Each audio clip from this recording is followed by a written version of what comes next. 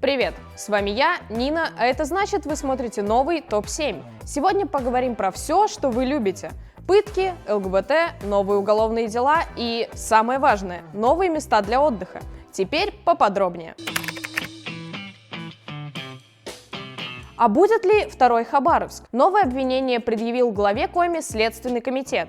Вячеслава Гайзера обвиняют в превышении полномочий. Если слышите эту фамилию впервые, сейчас все объясню. В 2015 году в Республике Коми задержали руководство региона вместе с губернатором. Суд шел 1,5 года и закончился только в 2019. Фигуранты получили сроки от 5 до 11 лет. По материалам дела 15 человек во главе с Вячеславом Гайзером создали целую преступную группу, которая занималась в Коми абсолютно всем. Строили, вмешивались в выборы, контролировали СМИ, запугивали активистов, топили друг друга во время суда. И вот, спустя год после приговора следователи решили, 11 лет Гайзеру – это мало, и предъявили обвинение еще по одному делу. Его, к слову, возбудили аж в 2016 году. Гайзера даже собираются привести на суд обратно в республику. Поддержка у него была, конечно, не такая, как у Фургала, но уж явно побольше, чем у 2 последующих губернаторов. Выйдут ли жители встречать на родной земле народного главу Гайзера? Пишите в комментариях, что думаете. Да, у нас сегодня 2 главных новости. Что поделать, уж очень увлекательная выдалась неделька. Итак, Архангельская область. Больше месяца назад на 2 ЛГБТ-активистов напал кассир «Магнита». Внимание! Когда увидел их поцелуй. Видимо, испугался, что и его запропагандируют. Пару дней назад полиция возбудила административное дело о побоях. Активисты ждут суда. Это одно из немногих дел, когда полиция встала на сторону пострадавших ЛГБТ-персон. За убийство геев в Чечне 2017 года до сих пор ни одного уголовного дела. Видимо, даже ситуация «будет труп, тогда и приходите» здесь не работает. Коми-земля богата не только на события, но и в целом богата. Оказывается, кроме черного золота у нас есть и обычное. Только находится оно в заповеднике Юга-2. Уже несколько лет бизнесмены и чиновники пытаются узаконить добычу золота в заповедных зонах. А месяц назад сенаторы внесли в Госдуму законопроект, который позволит правительству менять границы нацпарков. И это уже 10-я попытка изменить границы Юга-2. Эксперт Гринписа Михаил Крейдлин считает, если закон примут, в парке появится огромный карьер, бесконечные самосвалы и фабрика с токсичными веществами.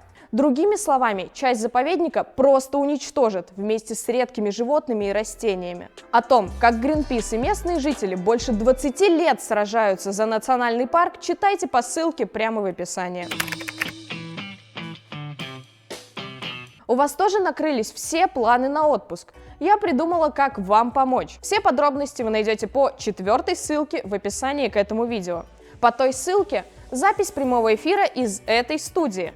Активист Александр Терентьев рассказал нам про 7 туристических маршрутов, которые обязательно стоит посетить в Коми. Там и горячие источники, и горы, и национальные праздники. Саша советует хороших гидов и даже стоимость посчитал. Летом на воздушной подушке, если вы посетите, займет это путешествие 6 дней. Стоимость на одного человека 35 тысяч рублей.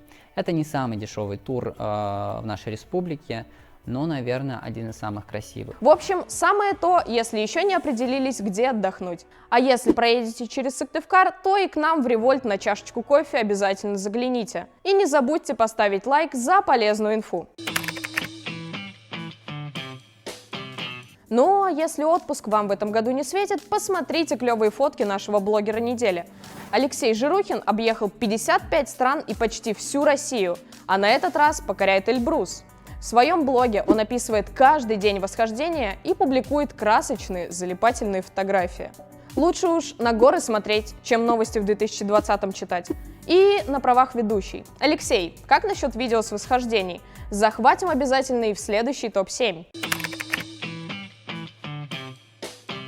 Почему на журфаке учатся в основном девушки, а большинство в редакции руководят мужчины? Задались мы этим вопросом 7 на 7 и организовали «Молоток» – школу медиа-менеджмента для женщин. Программу оценят все, кто хочет создать свое медиа. Журналисткам расскажут, как мыслить не только темами, а смотреть на продукт в целом. Редакторкам, как из нескольких авторов собрать классный коллектив и понять, на каких площадках стоит развиваться. А медиа-менеджерки узнают все про монетизацию и показатели эффективности. «Молоток» стартует в октябре. 10 вебинаров и 2 офлайн-встречи. Все это бесплатно. И самое важное, 5 авторок получат мини-гранты на развитие своего медиа. Заявки принимаются до 28 августа. Поспешите!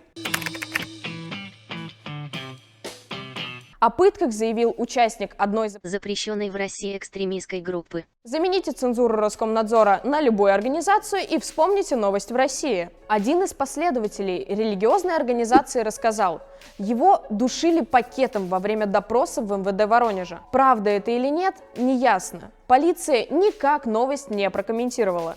Но что-то мне подсказывает, пакет на голове – это один из типичных способов допроса. Наверное, дело как раз в количестве новостей о пытках со стороны силовиков. Пытки абсолютно недопустимы. Точка. Но, кроме слов, помогайте и делом. Давайте вместе поддержим Комитет против пыток. Вот так просто, да. На этом на сегодня все. Если мы упустили важную новость из вашего региона, расскажите о ней в комментариях. Что? Это уже 15-й выпуск? Ну, мы заслужили как минимум лайка и подписки. Ну и на колокольчик жмякайте. И если у вас есть замечания и предложения, тоже напишите. С вами была Нина. Сделаем Россию горизонтальной.